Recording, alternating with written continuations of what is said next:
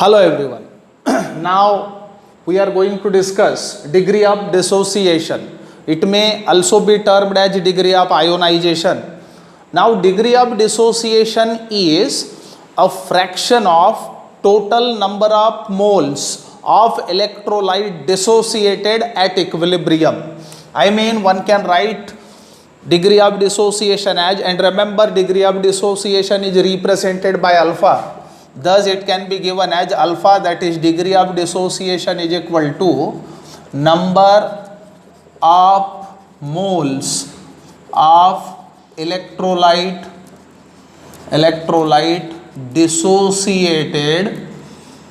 dissociated upon total number of moles of electrolyte present. Now it is very important to note that if electrolyte is stronger one, then for strong electrolytes all the molecules whatever present in the solution get dissociated. Thus strong electrolytes record degree of dissociation 100%, that is equal to 1. Thus one can say all strong electrolytes are 100% dissociated, thus have alpha equals to 1. But as far as weak electrolytes are concerned, weak electrolytes are dissociated in feeble manner, thus their degree of dissociation is less than 1 for sure. So weak electrolytes have alpha, that is degree of dissociation less than 1. It means that the weak electrolytes are not dissociated 100%. In fact, those are dissociated feebly or in feeble manner. Now, very important thing is the factors which affect the magnitude of degree of dissociation. So, factors affecting the degree of dissociation, that is magnitude of degree of dissociation. Now remember, there are number of factors which affect the degree of dissociation.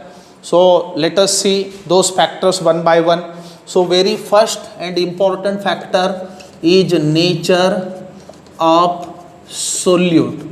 Now remember, solute, if solute is strong electrolyte, then remember all strong electrolytes are dissociated completely.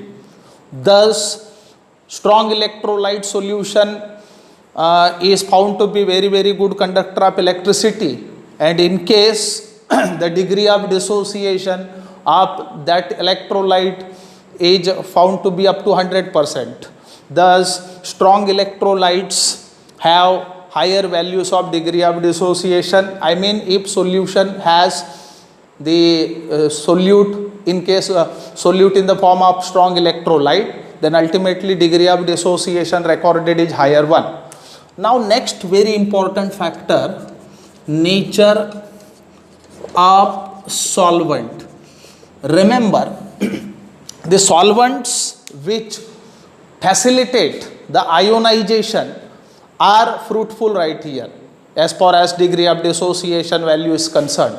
Now those solvents which have high values of dielectric constant seems to promote the ionization. I mean, solute undergo ionization in greater extent if dielectric constant of solvent is higher.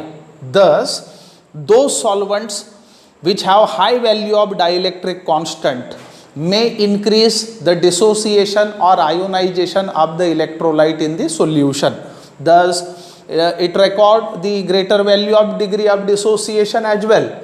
So the water is finest solvent to be used.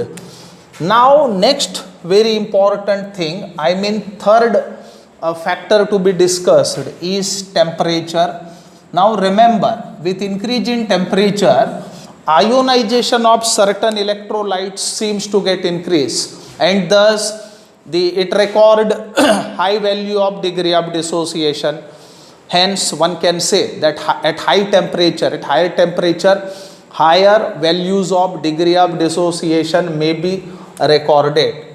Now next very important thing is concentration of solution. Remember, greater the concentration of solution, least will be the degree of dissociation. Thus one can say that the ionization increases with dilution. I mean, if solution is dilute, then dilute solutions will have comparatively greater number of ions. Hence one can say that the dilution enhances the degree of dissociation, and hence the concentration is inversely proportional to the magnitude of degree of dissociation. Then very important thing is last factor, presence of common ion. Now if common ion is present and to that solution you are adding any electrolyte, then what happens to the ionization of that electrolyte? Remember, according to Le Chatelier's principle, if in a solution having common ion, if any other electrolyte is added, then the ionization of weak electrolyte gets suppressed or decreased. It means that the common ion may decrease the extent of ionization of the electrolyte, thus that records the lower values of the degree of dissociation. So these are the factors which affect the magnitude of degree of dissociation. Thank you very much.